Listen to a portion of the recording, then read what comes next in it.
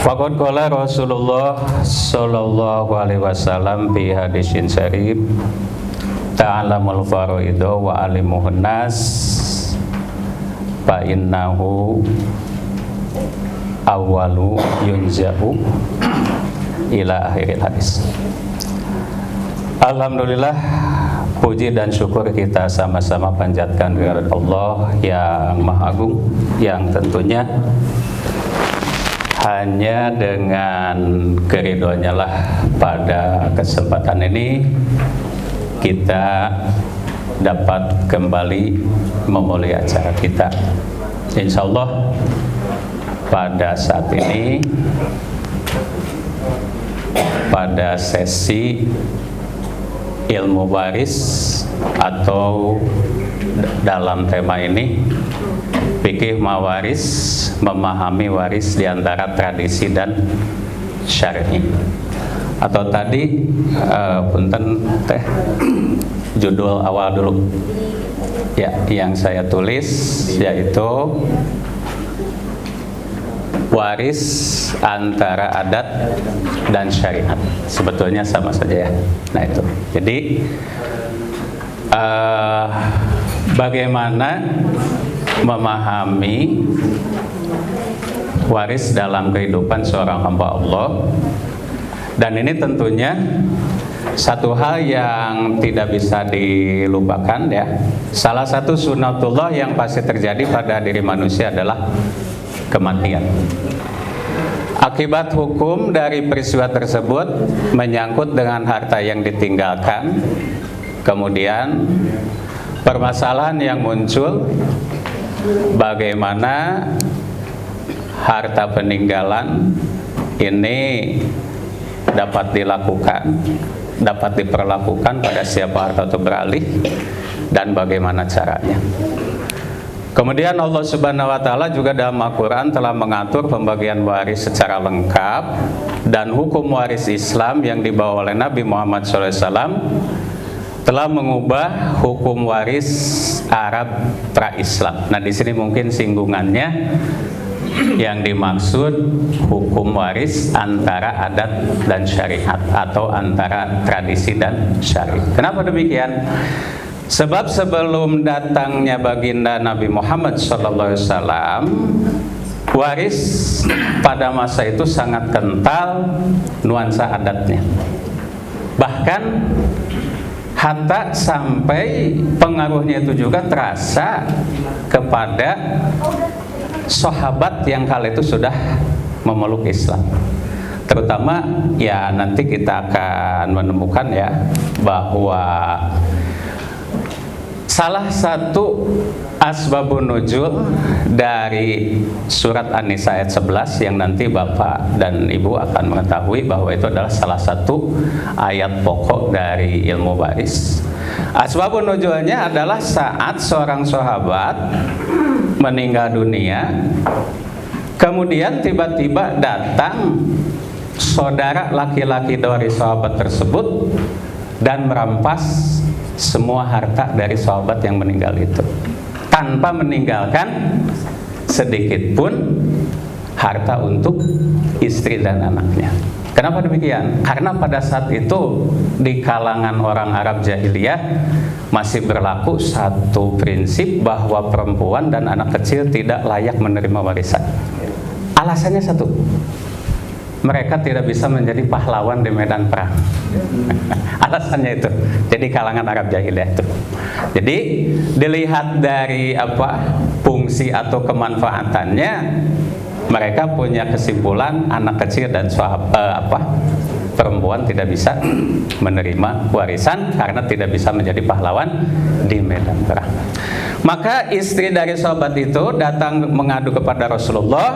Rasulullah SAW kemudian mengutus beberapa orang sahabat, dan turunlah ayat, salah satu ayat pokok dari waris, yaitu surat An-Nisa ayat 11 yang mengatur bahwa untuk waris Islam itu tentu nantinya salah satu yang harus kita pahami, salah satu asas yaitu dalam waris Islam itu yang dinamakan asas ijbari.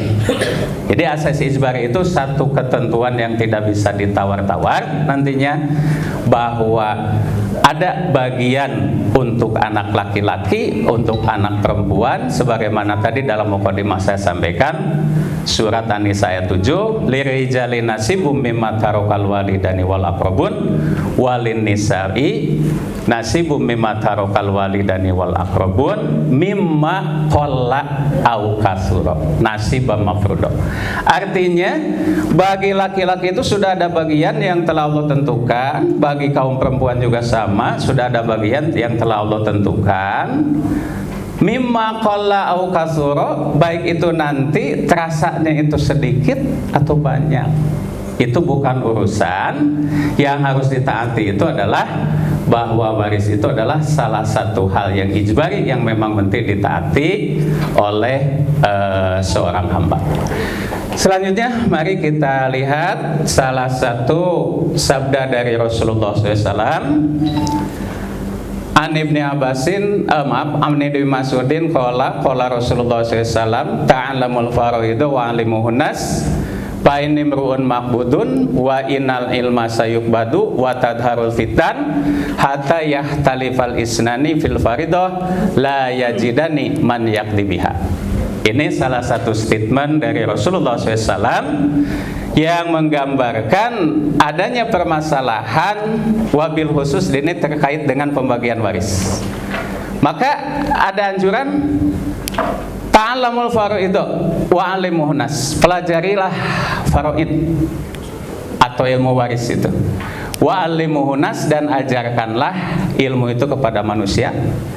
Fa in imru'un maqbudun, karena aku adalah seorang yang nantinya aku ini akan wafat, ya, kata Rasulullah, akan direnggut. Artinya sahabat saat itu atau umat Islam yang bersama beliau saat itu tidak akan senantiasa selalu bersama Rasul.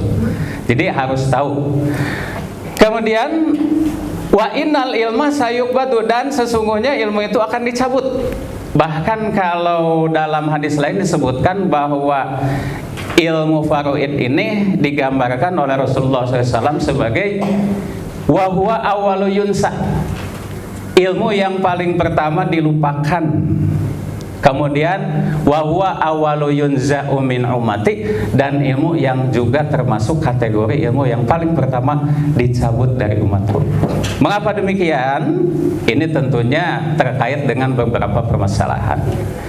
Di sini anjurannya yang pertama tadi adalah agar kita mempelajari faraid. Ini artinya faraid ini harus jadi satu kemampuan dari semua hamba Allah, harus menjadi satu kesanggupan, ya, dari semua untuk memiliki ilmunya.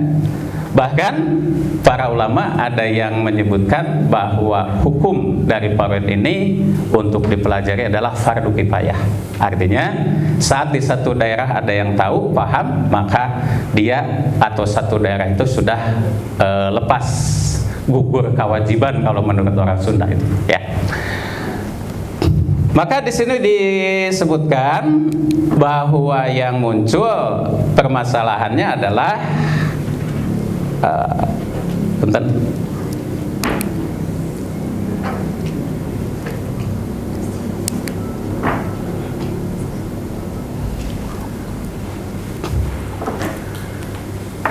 Permasalahan-permasalahan yang timbul sering terjadi di tengah masyarakat itu sebetulnya banyak, ya, masalahnya itu.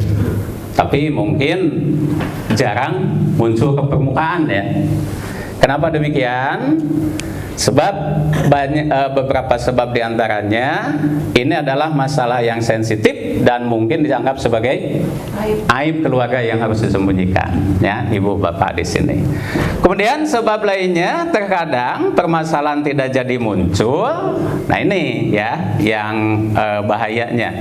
Setelah ada pihak yang mendamaikan atau ada kesepakatan yang berdasarkan konsep win-win solution. Jadi bukan syariat lagi yang dipakai walaupun mengerti, sehingga pantas bahwa ilmu faraid ini akan segera dicabut akan segera hilang ya, karena memang tidak dijadikan sebagai satu dasar konsep untuk jalan keluar dari permasalahan. Jadi sederhananya ada banyak permasalahan saat pembagian waris, tetapi jarang yang kemudian menjadikan panduan syariah Islam sebagai solusinya. Nah, di sini mungkin titik temunya antara adat dan syariat atau antara tradisi dan syar'i. Nah, demikian. Kemudian ini saya ringkas dari buku Al-Ustadz Ahmad Syarbat LC 10 penyimpangan pembagian warisan khususnya ini di Indonesia ya.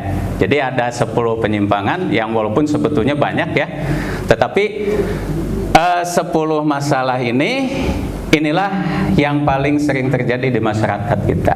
Jadi, apakah mereka itu memang tahu ilmu faraid? Apakah memang mereka itu juga tidak tahu ilmu faraid, mengerti fungsi dari faraid, atau juga sama sekali nol, tidak tahu apa-apa tentang faraid atau ilmu waris Islam? Maka yang menonjol adalah ini. Yang pertama, gejala yang paling sering muncul di masyarakat adalah saat ada yang meninggal dunia, maka warisan ini akan dibagi tanpa mempedulikan aturan syariat, bahwa untuk anak laki-laki itu bagiannya adalah 2 kali lipat dibandingkan anak perempuan. Mereka menyamakan bagian anak laki-laki dan perempuan. Jadi ini yang sering tidak disadari. Padahal ini juga aturan Allah. Yusikumullahu fi auladikum lidzakari mislu hadil unsayain. Allah telah memerintahkan kepada kamu sekalian bahwa bagian untuk anak laki-laki itu adalah 2 kali lipat dibandingkan anak perempuan. Permasalahannya mungkin karena ketidaktahuan, bisa jadi, atau tahu tapi ingin meredam permasalahan karena ditakutkannya ada perbedaan-perbedaan seperti itu. Padahal kalau kita yakin bahwa melanggar syariat itu adalah dosa besar, maka harusnya kita juga yakin bahwa ketika kita tidak patuh dengan apa yang telah Allah sebutkan sebagai nasibah mafrudah, bagian yang telah ditentukan oleh Allah, maka kita pun tentu akan menjadi orang yang berdosa. Yang kedua yang menonjol adalah juga ada upaya membagi warisan ketika masih hidup, atau belum ada yang meninggal. Biasanya gejala ini siapa Bu, Pak, yang melakukan? Orang tua yang takut nantinya terjadi perselisihan di antara anak-anaknya ya. Jadi kesalahannya sangat fatal. Satu, menganggap bahwa yang menjadi ahli waris itu hanya anak, dan yang akan mewariskan harta hanya orang tua. Padahal kalau sebaliknya, anaknya yang terlebih dahulu meninggal, siapa yang jadi ahli waris? Orang tua. Jadi dengan anggapan bahwa supaya tidak timbul permasalahan selanjutnya, maka saat orang tua masih hidup, akhirnya warisan dibagikan. Ini kesalahan kedua. Kesalahan ketiga adalah menunda-nunda pembagian harta waris. Nah, ini juga kesalahan fatal yang sering terjadi. Jadi saat meninggal dunia dengan anggapan masih berkabung, tidak dibagikan. Dengan anggapan karena mungkin masih ada masalah yang perlu diselesaikan, akhirnya tidak diselesaikan. Sehingga akhirnya berlarut-larut, mungkin sampai ketemu tahun, puluhan tahun, bahkan ya mungkin sampai generasi yang seharusnya jadi ahli waris itu bahkan sudah beranjak tua dan sudah mempunyai generasi-generasi pelanjut selanjutnya. Akhirnya waris tersebut banyak kejadian yang tidak dibagi. Yang keempat, ini seolah-olah sederhana, menunggu laku dijual. Jadi saat sudah meninggal orang tua, karena hartanya itu masih berupa barang, rumah atau tanah, sehingga akhirnya punya anggapan belum laku, belum bisa dibagikan, akhirnya tetap tertunda-tunda. Ya. Selanjutnya yang kelima, nah ini juga harta bersama suami istri yang diistilahkan dalam masyarakat kita sebagai gonogini. Ya, sebetulnya ya dalam fikih-fikih Islam klasik ini para ulama tidak mengenal yang disebut dengan gonogini. Ya.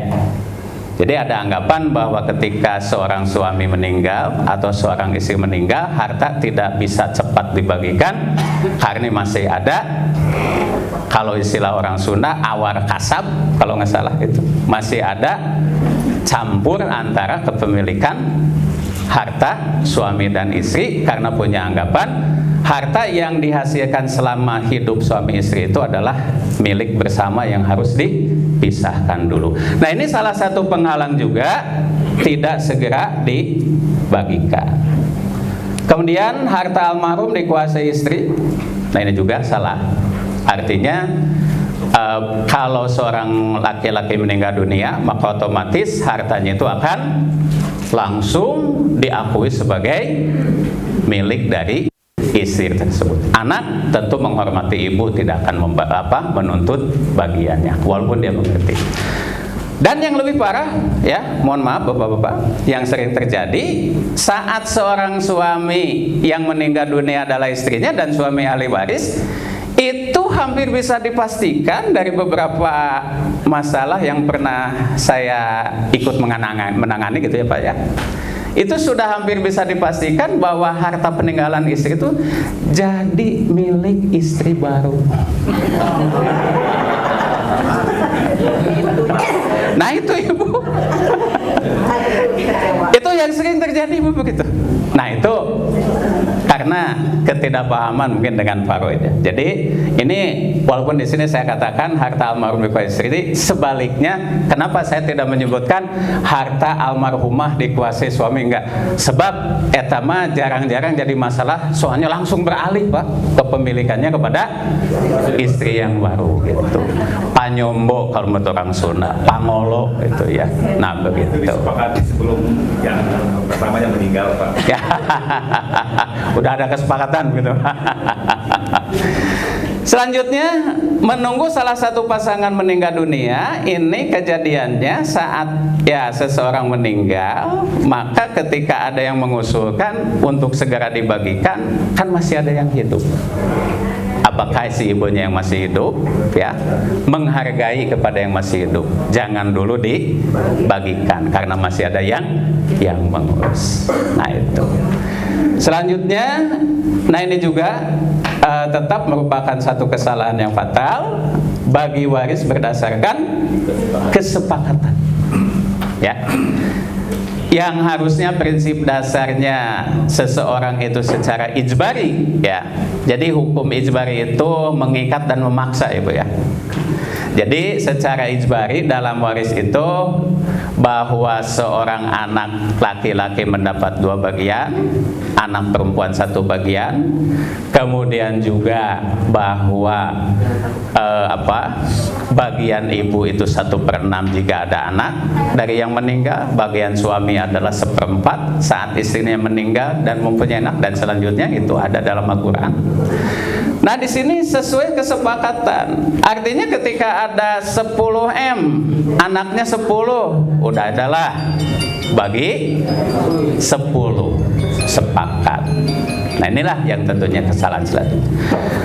Dan ini juga yang sering terjadi, pembagian waris menggunakan aturan adat. Nah, di sini yang akan kita bahas sedikit seperti apa aturan adat yang terjadi. Jadi begini ya, yang saya ketahui aturan adat mengenai khusus waris ini di Indonesia itu sangat banyak ya Bu ya. Jadi tergantung suku apa yang memakainya gitu ya Bu ya, itu mempunyai masing-masing parameter yang khusus ya. Jadi misalnya orang Sunda ada, Jawa, suku Jawa juga ada, Minangkabau ada, dan lain sebagainya. Itu ada yang memang aturan adat ini 100% adat, ada juga yang terjadi campur aduk ya, antara adat dan syariat. Seperti kalau dalam ungkapan waris sepuh Sunda mah ada begini Pak, lalaki satanggungan, mohon maaf kalau ada yang tidak mengerti Sunda ya, lalaki satanggungan, awewe saaisan. Mohon, ada yang begitu ya. Jadi itu mungkin awalnya adalah penerapan dari ayat apa? Yusikumullahu fi auladikum lidzakari mislu hadil unsain. Satanggungan itu kan identiknya 2 ya Pak. Nah itu saaisan 1. Atau ada juga ya kalau dalam istilah Jawa itu saya lupa lagi itu. Lanang sepikulan kalau nggak salah, wadon segendulan kalau nggak salah ya, mohon maaf kalau salah. Jadi lanang sepikulan, wadon segendulan. Mangga Ibu silakan. Lalaki nanggung, awewe nyuhun. Nah, lalaki nanggung, awewe nyuhun. Jadi itu identiknya 2:1 ya. Mungkin itu ada sedikit warna gitu ya dari syariat kepada hukum adat itu. Kemudian yang terakhir, kesalahan atau penyimpangan yaitu parameter keliru. Ini mendasarkan pembagian waris berdasarkan jasa dari ahli waris. Ini harus dikasih banyak karena ini mah yang mengurus orang tua sampai meninggal dunia. Biasanya mah ke anak yang bungsu ya Bu ya, biasa nama ya. Karena yang selalu bersama, ini mah harus dikasih lebih banyak. Atau mungkin si ini mah anaknya sewaktu masih hidup juga ke orang tua itu suka bikin masalah gara-gara ya. Jual tanah di jual mobilnya atau apa. Nah itu, jadi ini juga satu parameter yang keliru. Jadi kita tidak akan tahu atau kita jangan menghiraukan yang disebutkan dalam Al-Quran itu aba'ukum wa abna'ukum la tadruna ayyukum aqrabu lakum naf'a. Kalau dalam ayat yang ke-12 di akhir, bahwa ayah-ayah kamu, anak-anak kamu itu kamu tidak tahu siapa yang paling dekat, siapa yang paling hampir dalam urusan kemanfaatan. Tetap yang harus diperhatikan dalam faraid atau waris itu adalah faridotam minallah, yaitu yang disebut faridotam minallah itu adalah salah satu ketetapan dari Allah Subhanahu wa taala. Nah, ini secara singkat 10 macam penyimpangan pembagian waris khususnya yang terjadi di Indonesia. Nah, maka mari kita lihat sedikit mengenai perbandingan antara hukum waris adat dan hukum waris Islam. Yang pertama, hukum waris adat ini adalah hukum lokal yang terdapat di satu daerah atau suku tertentu ya. Sedangkan hukum waris Islam di sini hukum yang mengatur peralihan, pemilikan harta peninggalan pewaris, menetapkan yang berhak jadi ahli waris, berapa bagian ahli waris, ini sudah jelas ya. Sedangkan dalam hukum adat, hak-hak ahli waris itu tidak disebutkan secara tegas ya di sini. Kemudian yang kedua, hukum waris adat tetap dipatuhi dan dilakukan masyarakat adatnya terlepas apakah hukum waris adat tersebut telah ditetapkan secara tertulis maupun tidak tertulis. Rata-rata hukum waris adat itu tidak tertulis. Hanya satu kebijakan lokal yang turun-temurun mungkin ya yang terjadi. Sementara pembagian waris dalam hukum Islam di sini sudah diatur secara rinci berdasarkan Al-Qur'an, hadis dan ijma. ijtihad ulama. Nah ini dalam faraid juga ada yang disebut dengan ijtihad ya. Nah kita sedikit waris adat itu seperti apa. Yang saya ketahui ya, sistem kewarisan adat itu juga dipengaruhi oleh sistem yang dipakai oleh mereka dalam hal keturunan. Ada yang disebut dengan istilah patrilineal. Mungkin suku tersebut lebih mengutamakan keturunan dari jalur ayah atau laki-laki. Atau seperti di daerah Minang itu, Minangkabau ya, matrilineal. Yang lebih dominan adalah dari jalur ibu. Nah, dalam Islam tentu tidak sebelah-sebelah yang diperhatikan. Islam itu tentunya bilateral ya, dua-duanya diperhatikan. Jadi dari jalur ibu ada ahli waris, kemudian dari jalur bapak juga ada ahli waris. Nah itu. Nah di sini sistem kewarisannya adat ini ada yang disebut dengan kewarisan individual. Ini sebetulnya sama dengan Islam. Jadi hak-hak individu diakui. Cirinya di sini harta warisan dapat dibagi antara para ahli waris. Kemudian juga bebas memiliki harta waris tanpa dipengaruhi oleh anggota keluarga yang lain. Ini mungkin kebalikan nantinya dengan yang disebut selanjutnya sistem kolektif, di mana kolektif di sini para ahli waris tidak dapat mewarisi harta peninggalan. Kenapa? Karena dalam sistem kolektif kewarisan adat, warisan ini hanya dimiliki secara bersama dan hanya dipetik manfaatnya saja. Dan ini tentunya satu hal yang tidak dapat dibenarkan ya. Sebab mungkin saja satu generasi bisa secara kolektif. Tapi kalau generasi pelanjut dari generasi yang menerima secara kolektif itu akan kesusahan. Karena misalkan seorang yang meninggal, ahli warisnya 10, mewarisi harta waris secara kolektif, masing-masing yang 10 ini nanti mempunyai keturunan, bagaimana kelanjutannya? Tentu akan lebih samar lagi, akan lebih kabur lagi gitu ya, hak individu dari harta warisan tersebut.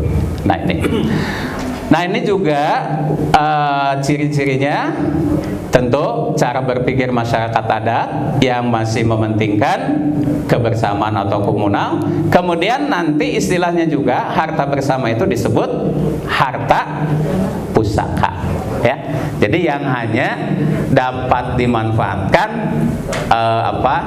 manfaat-manfaatnya, misalkan dari tanah mungkin dimanfaatkan hasilnya dengan cara bercocok tanam, rumah mungkin dimanfaatkan hasilnya dengan disewakan atau seperti apa ya.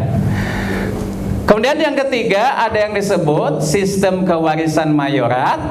Nah ini yang saya tahu di sebagian wilayah suku Sunda ini sangat menonjol ya mayorat ini. Jadi mayorat ini begini, sistem di mana harta warisan diberikan tanggung jawabnya kepada anak tertua ya, baik itu nanti mayorat laki-laki ataupun mayorat perempuan. Dan ini pengalaman yang saya alami, tapi mohon maaf ya Bapak dan Ibu, bukannya curhat ya saya ya.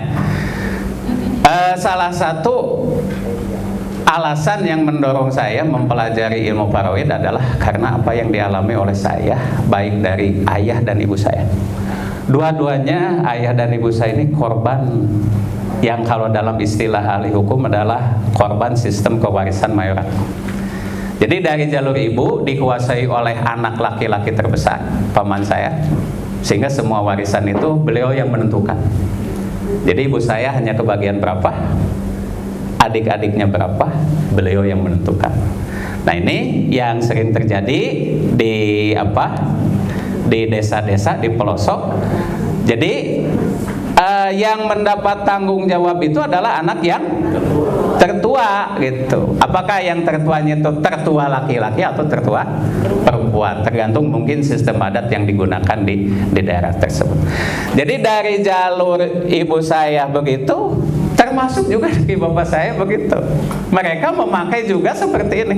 Akhirnya ya yang terjadi adalah dari, mohon maaf ya, dari apa yang saya alami itu, baik dari bapak ataupun dari ibu, tak mampu memberikan harta waris yang sistem waris adat. Ya, selanjutnya. Nah, sekarang kita akan melihat sebetulnya apa saja persamaan dan perbedaan kewarisan hukum Islam dan kewarisan hukum adat. Ya. Ada satu persamaan, yaitu bahwa waris Islam itu juga sama dan waris adat sangkut pautnya adalah dengan pemindahan harta peninggalan, ya, dari seorang yang meninggal dunia kepada ahli waris yang masih hidup dengan asas bilateral dan asas individual atau sistem individual, di mana kedudukan dan menempatkan anak dan keturunan sebagai ahli waris utama. Kurangnya adalah kalau adat seolah-olah yang jadi ahli waris itu hanya keturunan selanjutnya, tidak ada yang naik begitu. Padahal kan kalau anak meninggal, ahli warisnya adalah orang tua. Nah, dalam waris adat itu jarang disimak atau jarang dibahas, ya, bahwa orang tua juga adalah ahli waris gitu, ya, yang sering terjadi. Kemudian perbedaan yang cukup menonjol antara hukum kewarisan Islam dan kewarisan adat. Dalam hukum waris Islam, maka proses pewarisan terjadi setelah orang yang mempunyai harta itu meninggal, atau asas yang dikenal dengan asas mautul muwaris. Ya, apa Bu? Asas mautul muwaris. Bahwa harta warisan itu baru bisa dibagikan kalau memang betul-betul pemilik harta itu sudah meninggal. Dan tidak disebut warisan kalau pemilik harta masih hidup. Itu, ya.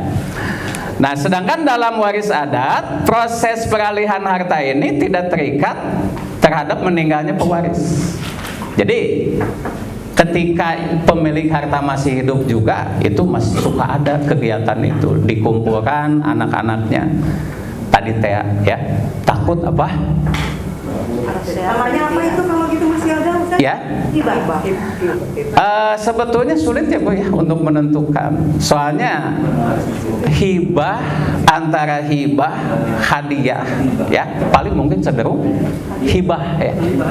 Jadi hibah itu adalah satu pemberian memang langsung berpindah tangan kepemilikannya saat itu juga, dan jangan salah. Ya. Jadi hibah itu bagaimana?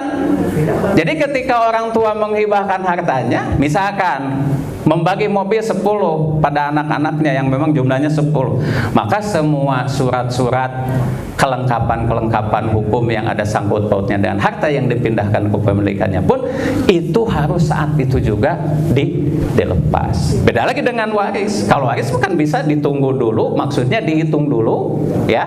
Setelah tentukan hitungannya, masing-masing ahli waris dapat, nah baru nanti ada eksekusi begitu. Artinya kepemilikan sudah langsung pindah saat itu. Nah, ini, ya. Nah, hibah juga begitu, ya. Jadi intinya begini, ya. Misalkan anak yang 10 ini sudah pisah rumah. Nah, ketika mengumpulkan 10 mobil ini dikasih sama-sama masing-masing satu, berarti anak itu ketika pulang harus bawa mobil yang diberikan oleh orang tua.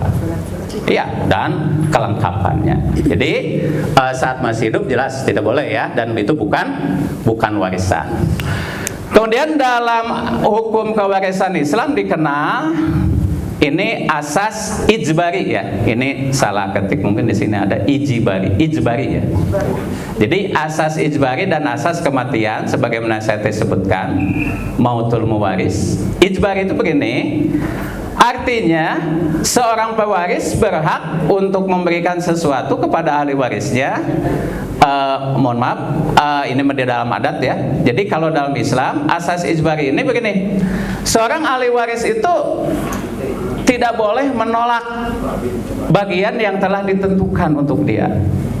Artinya baik dia anggap itu mimma qalla, kalau dalam surat An-Nisa ayat 7, au kasuro, apakah dia memang merasa itu sedikit atau banyak, karena itu sudah nasibah mafrudoh, bagian yang telah ditentukan, maka dia harus secara ijbari menerima. Bagaimana kalau ada seorang ahli waris membatalkan hak warisnya? Tetap secara ijbari dia tidak bisa. Adapun nanti memberikan bagiannya kepada ahli waris yang lain yang dia anggap lebih membutuhkan, boleh, silahkan. Tapi nanti setelah selesai dia menerima bagiannya sesuai aturan yang telah Allah tentukan. Jadi artinya begini, misalkan ini anak laki-laki 2 bagian, sudah selesai, anak perempuan 1 bagian. Oh, misalnya kalau orang Sunda menyebutnya ada kadedeh kanyaah pada saudaranya yang perempuan yang memang misalkan dalam suasana atau dalam keadaan ditakdirkan oleh Allah tidak berkecukupan, itu lakukan nanti setelah pembagian waris selesai. Jadi artinya itu nanti pemberiannya bukan lagi disangkut pautan dengan waris, tapi berupa hadiah atau hibah. Nah, begitu. Nah itu satu perbandingan selanjutnya. Kemudian dalam hukum waris Islam ini individual bilateral, artinya seseorang itu bisa mendapatkan hak yang sama dari jalur bapak atau ibunya. Sementara dalam adat itu ada yang individual, ada juga kolektif dan mayorat seperti yang tadi saya sampaikan. Jadi secara kolektif harta terhenti dalam satu kumpulan kepentingan komunitas ya. Kemudian kalau secara mayorat harta terhenti hanya kepada anak yang dianggap paling besar dan paling bertanggung jawab. Masih mending kalau anak yang paling besarnya itu betul-betul bertanggung jawab dan mengerti syariat. Mungkin dia akan menggunakan kesempatan itu untuk membagi waris secara syariat.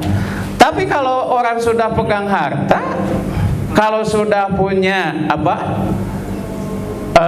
kewenangan untuk membagi, kecil kemungkinan untuk membagikannya secara adil atau secara syariat. Mungkin dia akan lebih mengenal. Ya, Bapak, mohon maaf. Di samping waris juga dikenal istilah hibah. Bagaimana ketentuan hibah? Oh ya, ya. Jadi sedikit, hibah itu satu pemberian langsung ya Pak ya, kepada orang yang berhak menerima atau kepada orang yang dituju dari pemberi dengan tujuan yang memang dibenarkan oleh syariat. Gambarannya begini ya Pak, ada satu kejadian pada masa dahulu, pada masa Rasulullah SAW ya, ketika ada seorang sahabat yang mengaku kepada Rasul itu bahwa dia telah memberikan satu kuda tunggangan yang bagus kepada seorang anak laki-lakinya. Nah maka Rasulullah SAW bertanya, kamu sebetulnya punya berapa anak? Nah dia mengatakan, saya mempunyai beberapa orang anak. Apakah semua anak kamu juga kamu sama bagi masing-masing satu kuda? Oh tidak ya Rasul, hanya anak ini yang saya bagi. Kata Rasul, ambil kembali pemberianmu, dan nanti kalau mau dibagi semuanya harus mendapat bagian yang sama. Nah itu hibah ya Pak ya. Dan juga proses beralih kepemilikannya, hibah itu terjadi saat itu juga. Tidak boleh ada penungguan atau penundaan waktu. Itu mungkin yang saya ketahui begitu ya Pak ya. Sementara begitu ya Pak ya jawabannya. Gimana? Yang sepertiga itu bukan hibah Pak, tapi itu mau wasiat. Ya nanti kita akan ketemu ya antara harta warisan dan wasiat nanti ya. Sebentar lagi. Itu mau wasiat ya Pak ya, yang sepertiga. Ya selanjutnya. Ini ayat-ayat tentang waris ya. Silakan karena ini cukup banyak dan kalau saya bacakan satu persatu ayatnya ini cukup lama ya Pak ya. Apa yang dimaksud ayat-ayat pokok? Kalau ayat-ayat pokoknya ini hanya 3 ya Bu. 11, 12, 176 ya. Di sini saya ada beberapa catatan. Yang dimaksud dengan ayat pokok itu adalah ayat yang menjadi sumber bagi hukum waris Islam. Ini ayat utama itu adalah ayat yang memang menyebutkan secara terperinci mengenai bagian ahli waris masing-masing. Ya, jadi ahli warisnya disebutkan secara terperinci, kemudian bagiannya juga disebutkan secara terperinci. Nah nanti dalam surat An-Nisa ayat 11, 12, 176 ini kita akan mengetahui ahli waris dan bagian-bagiannya, dan juga berapa bagian yang harus diterima ketika syaratnya terpenuhi, seperti ini, seperti ini, seperti ini. Sedangkan ayat-ayat penunjang di sini ada juga dari An-Nisa 7, 8, 9, 10, 13, 14, 19, 33 sampai 127, di mana ayat yang ketujuh tadi saya sampaikan secara umum bahwa dalam An-Nisa ini ditegaskan bahwa seluruh orang itu baik laki-laki atau perempuan mempunyai bagian yang telah ditentukan. Jangan melihat mimma qalla au kasura, apakah itu sedikit atau banyak. Tapi yang mesti dilihat adalah nasibah mafrudo, ketaatan untuk apa? Kepada ketentuan dari Allah. Kemudian ada juga nanti pembatalan kewarisan jahiliyah, ya. Adat jahiliyah itu begini, Pak. Nanti Bapak dan Ibu akan menemukan dalam ayat-ayat yang telah saya sebutkan di sini, ada waris yang sifatnya itu bahkan dalam jahiliyah itu ada yang disebut dengan muhalafah, ya. Jadi muhalafah itu seseorang bersumpah mengikat perjanjian dengan orang lain bahwa nanti kalau saya meninggal kamu boleh mewarisi harta saya. Maka sebaliknya orang tadi mengatakan sama, ketika saya meninggal pun kamu berhak menerima warisan dari saya. Dan muhalafah ini digantung di Ka'bah, Pak, ya, di dinding Ka'bah, sehingga semua orang tahu nantinya dan melihat begitu bahwa ini sudah terikat perjanjian. Kemudian ada juga kebiasaan ini terbawa saat umat Islam hijrah ke Madinah, tapi bentuknya lain, yang disebut dengan mu'akhad.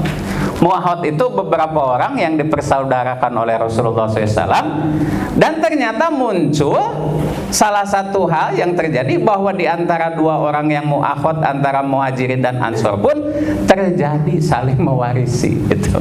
Dan ini nanti dibatalkan oleh ayat-ayat yang telah saya sebutkan di sini, ya. Nah itu mohon maaf, Bapak dan Ibu silakan bisa untuk membuka ya tentang ayat-ayat ini. Nah seperti ada seperti dalam Al-Ahzab ini ya, maaf, Al-Ahzab 4, 5 dan 40 ya, ayat 4, ayat 5, ayat 40 ini juga salah satu pembatalan pewarisan yang sistemnya tabani ya. Jadi dalam waris jahiliyah itu ada yang dengan muhalafah, sumpah, mengikat mengikat kesepakatan itu ya. Tabani, kalau tabani itu menganggap anak angkat seperti anak sendiri. Seperti kasus yang dibatalkan dalam Al-Ahzab itu adalah saat kasus Zaid ya, Zaid bin Harisah yang mula-mulanya bahkan mendapat gelar di masyarakat kala itu sebagai Zaid bin Muhammad. Ya, tentu itu dibatalkan ya oleh Allah Subhanahu wa taala dengan ayat yang disebutkan di sini. Nah, jadi dalam masyarakat jahiliyah pun dahulu ada sistem kewarisan adat ya. Satu, ya, bahwa mereka sangat menghargai kepahlawanan. Nah, sehingga saat seorang laki-laki meninggal dunia mempunyai harta banyak, maka yang terjadi adalah apa? Si perempuan tersebut, jandanya itu tidak bisa menerima harta warisan karena tak bisa jadi pahlawan. Begitu pula anaknya yang masih kecil juga sama. Itu biasanya langsung diambil alih oleh saudara-saudaranya. Nah, sementara lucunya gitu ya, anaknya sendiri nggak kebagian, tapi yang terikat dengan muhalafah justru kebagian. Lu tadi yang tadi Bu, yang bersumpah gitu ya untuk saling memberi untuk saling mewarisi, justru itu yang kebagian, sementara anaknya sendiri tidak mendapat. Nah itu ya lucunya waris jahiliyah seperti itu. Nah jadi tentunya di sini dengan kemampuan saya memberikan sedikit pemahaman bagaimana kita memahami waris di antara tradisi dan syari tersebut, sehingga ya muncul satu kesan yang sama bahwa betapa bahayanya kalau urusan waris ini sampai dipahaminya hanya dengan anak adat, bukan syariat. Kalau orang mungkin membiarkan hukum walaupun dia tahu bahwa waris itu harus dibagi dengan adil menurut aturan Islam dan dia tidak melaksanakannya, jelas dosa. Sama aja dengan begini, model tadi kesepakatan, karena sepakat melanggar hukum Allah berarti itu artinya. Contohnya begini Pak, mohon maaf, saya kasih contoh yang ekstrim. Kalau ada sepasang laki-laki dan perempuan, kemudian dia sepakat berzina, apakah itu jadi halal? Ya jelas haram tetap. Sama tadi juga ya, ketika masing-masing mungkin sepakat untuk membagi warisan dengan kesepakatan secara akal, dosa? Sama dosa ya. Nah itu ya, mari kita lanjutkan. Nah maka dalam kewarisan Islam ini ada beberapa hal yang harus diperhatikan. Satu, setelah pemilik harta wafat, maka pembagian harta ini bukan satu-satunya persoalan. Ada beberapa prioritas yang harus dipenuhi oleh ahli waris setelah pemiliknya wafat. Satu, mu'natu tajhid atau biaya pengurusan jenazah, silakan dikurangi dari harta peninggalan almarhum atau almarhumah, karena dia sudah kehilangan statusnya sebagai pemilik harta. Jadi yang kedua, lunasi hutangnya ya, apakah hutang pada Allah atau hutang pada manusia ya, silakan dia lunasi. Kemudian yang selanjutnya, tunaikan wasiat. Nah di sini, jadi wasiat itu dalam hadis ada ketika seseorang yang mengatakan pada Rasul ingin mewasiatkan seluruh hartanya, oleh Rasul ditolak, tidak boleh. Setengahnya aja ya Rasul, sama tidak boleh. Kemudian dia mengatakan sepertiga aja ya Rasul, maka Rasul menyebutkan as-sulus kasir. Sebetulnya sepertiga itu juga sudah terlalu banyak. Artinya Rasulullah SAW juga dalam hadis itu mengisyaratkan kepada umatnya bahwa kesejahteraan generasi pelanjut itu juga tetap harus diperhatikan. Walaupun kita mempunyai gelora yang sangat hebat gitu ya Pak ya, bukan gelora nama partai ya Pak ya Bu, mempunyai semangat yang besar misalkan untuk apa? Untuk berinfak, bersedekah, tapi juga generasi pelanjut kita itu jangan dilupakan. Wal yahsalladina lau taraku mim ba'dihim dzurriyyatan di'afan. Jangan sampai ya seseorang itu meninggalkan keturunan sesudahnya itu keturunan yang lemah, yang tentunya hanya menadahkan tangan ke sana kemari, padahal leluhurnya adalah para hartawan, tapi karena habis misalkan gitu ya, dipakai untuk ya infak, dipakai untuk apa, anaknya sendiri nggak kebagian. Nah itu ironis ya tentunya. Nah maka selanjutnya barulah setelah wasiatnya dialokasikan, hutangnya dibayarkan ya, maka boleh silahkan dialokasikan. Kalau masih tersisa barulah diberikan pada ahli waris. Nah ini pun pelaksanaan pembagian waris itu harus memenuhi rukunnya apa, syaratnya apa, sebabnya apa, kemudian juga tidak ada larangannya, kemudian juga tidak ada halangan menerima waris ya. Nah itu. Jadi setelah semua harta peninggalan dikeluarkan tadi kaitan-kaitannya, maka muncullah al-maurus atau harta warisan. Maka ini yang harus dipenuhi ya, syarat dan rukun waris. Yang pertama, syarat itu artinya seseorang itu baru dikatakan meninggalkan harta warisannya kalau dia sudah meninggal. Jadi pewaris atau al-muwaris dalam istilahnya sudah meninggal, baik secara hakiki meninggal dunia, secara hakiki ya biasa kita tahu tuh ya, atau secara hukmi artinya mungkin kelihatannya seperti belum meninggal, tapi mohon maaf misalkan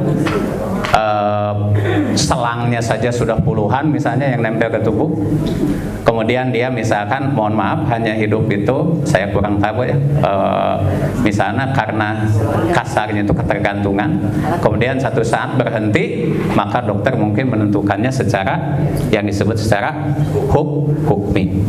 Atau ada juga yang secara takdiri, artinya mungkin hakim di negara tersebut bisa menentukan bahwa orang itu sudah meninggal dunia. Misalkan begini, Ya, misalkan dia bukan pulang tadi antar ya, kita mau Lampung ibu ya namanya, ya, ya, dantang tadi undang, pulang tadi antar bukan ya. Jadi artinya mungkin dia pergi tanpa kasih tahu, tiba-tiba hilang, puluhan tahun nggak kembali, kemungkinan sudah meninggal dunia. Nah itu mungkin secara apa? Takdir. Kemudian ahli waris hidup saat pewaris meninggal dunia, ya. Jadi ada yang hidup. Nah ini dinamakan ahli waris. Kalau orang tua meninggal, anaknya masih hidup, berarti anaknya yang, ya itu ahli waris. Kalau misalkan seorang meninggal, saudaranya masih hidup, maka itu adalah ahli waris. Yang misalkan orang tua meninggal, anaknya masih hidup, maka anaknya adalah ahli waris. Kemudian seseorang juga syaratnya harus mengetahui sebab menerima warisan. Sebab itu ada 3 dalam fikih: an-nikah, an-nasab, al-wala. Kalau sekarang al-wala tidak ada ya. Jadi nikah, nantinya muncul ahli waris, salah satu suami atau istri. Ya, jadi istri meninggal maka suami ahli waris. Suami meninggal maka istri ahli waris. Nasab, karena pernikahan ada nasab, ada anak, ya. Kemudian ada yang disebut orang tua, ada saudara, nah itu nasab. Jadi ada yang sifatnya nanti adalah bunuwah. Bunuwah itu bapak, jalur bapak. Umumah, jalur paman dari bapak. Ada yang nanti uhuwah, jalur saudara. Ada juga abuwah kalau atas ya, bapak itu. Ke bawah adalah bunuwah, anak ya. Nah itu. Wala itu terjadinya zaman dulu saat masih ada sistem ekonomi yang disebut dengan perbudakan. Ya, jadi seseorang yang dijual sebagai hamba sahaya. Kemudian misalkan si A hamba sahaya dibeli oleh saya dibebaskan. Nah, maka saat si A yang mantan hamba saya ini meninggal dunia dan dia punya harta, kebetulan tidak punya ahli waris lain, maka saya berhak jadi ahli waris dia dari jalur apa? Wala, atau dari jalur pembebasan hamba saya. Nah ini syarat-syaratnya. Kemudian rukun-rukun waris yang harus terpenuhi ada 3: al-muwaris atau pewaris, al-waris atau ahli waris, kemudian al-maurus atau harta warisan. Yang dimaksud adalah harta benda yang menjadi warisan, termasuk harta atau hak yang mungkin dapat diwariskan, seperti hak kisos ya. Misalkan seseorang mesti mendapat hak kisos, kemudian keburu meninggal. Kemudian juga hak menahan barang yang belum dilunasi pembayarannya, dan juga hak menahan barang gadaian ya. Sabar, beres ya, sedikit lagi ya. Selanjutnya Bapak dan Ibu silahkan bisa dibaca-baca sebab ini tentunya saya kira sudah jelas. Seperti sebab tidak mendapat waris, ada kafir, pembunuhan, perbudakan ya. Kemudian ini ketentuan-ketentuannya juga silakan bisa dibaca. Berapa ahli waris yang berhak mendapat setengah ya. Kemudian berapa ahli waris yang berdapat 1/4, 1/8, 2/3 atau 1/6 ya, silakan dapat dibaca-baca. Kemudian juga ada yang disebut dengan ahli waris asobah. Asobah itu yang tidak mendapat bagian tertentu, jadi nanti bisa mendapat sisa, atau kalau anak laki-laki bahkan ini asobah yang paling kuat, bisa mendapat seluruh harta kalau dia hanya menjadi ahli waris sendirian. Selanjutnya juga asobah bigoiri itu seperti apa, ada penjelasannya ini. Magoirihi sama. Kemudian nah ini contoh-contoh dan saya sertakan dengan jawabannya. Demikian mungkin ya. Dan yang terakhir maaf. Ya silakan Bapak. Bagaimana kalau si pewaris itu tidak punya harta, bahkan utang dulu? Oh ya baik ya. Baik. Tadi kan dalam apa? Dalam syarat ya. Ya, awalnya dulu kan harus ada. Nah ini ya. Dalam rukun ya. Jadi rukun itu baru terpenuhi kalau ada al-maurus, harta. Ini nol, bahkan hutang. Berarti tanggung jawab ahli waris bukan menerima warisan. Di sana dia mempunyai tanggung jawab untuk membayar seluruh hutang dari orang. Kalau dia dibayar, Ya, dosa ya. Dosa gitu ya. Dosa aja. Sama ikut dosa. Jadi itulah ibunya, enaknya yang punya hutang gitu. Enaknya yang punya hutang gitu. Sama ya, yang punya hutang juga dosa, yang tidak membayarkannya juga dosa. Kalau memang tidak dibayar. Langsung tes habis. Ya, silakan Bapak. Terus ahli waris yang hutangnya itu gimana pembagian hutang? Ya. Membayarnya Apakah sama gitu ya, anak laki-laki yang paling gede gitu? Ya, saya belum menemukan ya, Bapak Ibu belum menemukan keterangan itu kalau mengenai pembayaran hutang dari orang tua yang meninggal atau dibayarkan oleh waris, itu ada bagian-bagian tertentu. Apakah sama bagiannya seperti bagian-bagian waris, nasibah mabrdo? Saya belum menemukan keterangan, jadi saya tidak bisa menjawab apakah sama asas mautul mewaris ya, bahwa pembagian waris itu nanti dihubungkan dengan meninggalnya seseorang yang akan melepas haknya itu gitu ya. Jadi artinya kemudian juga dilihat dari sebab adanya hubungan kewarisan, tentu suami akan menjadi ahli waris ketika istrinya meninggal. Itu tidak bisa diganggu-gugat ya. Artinya ya, alhamdulillah Bapak dapat harta banyak gitu ya. Nah itu artinya begini Pak ya, tadi kalau gonogene itu kan terhenti saat ada prinsip bahwa ini harta masih harus diselesaikan dulu. Jadi belum jadi harta waris ya? Iya, kalau gonogene itu adalah salah satu penghalang ya Pak ya, nantinya itu. Padahal kalau memang, kalaupun mau itu di sebagian daerah ada yang jalan keluarnya akhirnya begini. Kalau memang ada harta yang terkumpul kan, kalau dalam waris Islam itu harusnya begini dulu. Lihat biaya jenazahnya berapa, lihat ada wasiat enggak, lihat ada utang enggak. Kalau semuanya ada, semua keluarkan, dan itulah harta warisan. Kemudian kalaupun masih ada yang namanya misalkan harta milik pribadi istri, ya jangan dibawa, itu mah itu jelas. Kalau suami meninggal dunia ya, itu makan harta milik istri. Apakah semua yang ada di rumah nantinya harus jadi warisan? Enggak. Kalau memang misalkan ini mobil, ya memang milik saya, dikasih dari suami, ya jelas itu mah bukan warisan ya. Nanti seperti ya yang Bapak ceritakan tadi seperti itu, berarti kan mutlak. Istri meninggal maka suami adalah ahli waris. Anak-anaknya gimana? Anak-anak. Ya jelas Bu, kalau ada anaknya jelas ya, anak-anaknya juga ahli. Jadi kan nanti asas mautul mewaris itu adalah ya Bapak demikian semangat nih Pak ya. Emang Pak jandanya nggak punya anak ya Pak ya? Oh ya, maaf. Ya. Nah jadi begitu ya Pak. Tadi mohon maaf Bu. Tadi Ibu ya sudah dulu ya. Mohon. Pak Ustadz, saya mau tanya. Ya boleh. Kalau masalah hibah nih Pak. Hibah ya. Iya. Terus kan orang tua tuh punya anak banyak gitu. Iya. Terus yang sebelumnya dia orang tua meninggal, dia sudah mendapat Ya. dikasih gitu untuk ini. Terus kan itu jadinya hibah ya. Hibah ya. Terus ketika meninggal, yang kan ini anaknya banyak nih Pak, dibagi-bagi segitu, tanah tuh udah pas klop Habis, ya. dengan hibah. Dia dapat sekian, yang lain juga sama Ya. dapatnya gitu. Nah itu yang pertama kan dia hibah, terus yang lainnya tuh dapatnya setelah meninggal tuh jadi waris ya Pak. Iya. Nah, apakah yang hibah ini mendapat juga waris gitu? Oh iya Bu, tetap. Oh mendapat. Jadi artinya tinggal kita lihat ada nggak itu al-maurusnya gitu ya.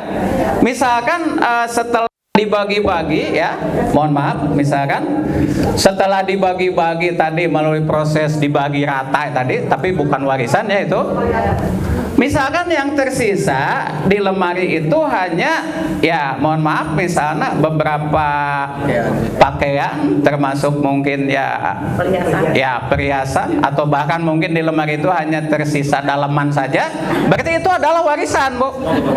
Ini kan masalahnya tanah ya Pak ya. Ya sama, Bu, sama. Jadi Yang belum dihibahkan itu adalah harta warisan. Berarti harus diselesaikan dengan hukum waris. Berapapun sisanya. enggak, dia tuh dapatnya Iya. sebelum orang suami. Iya, nggak apa-apa. Kalau memang yang pertama dapat dari jalur hibah kan, nanti yang kedua dari jalur waris. Kalau yang pertama dapat dari jalur hibah kemudian nggak boleh menerima warisan, berarti tadi pembagian warisan yang salah itu, Pak. Iya.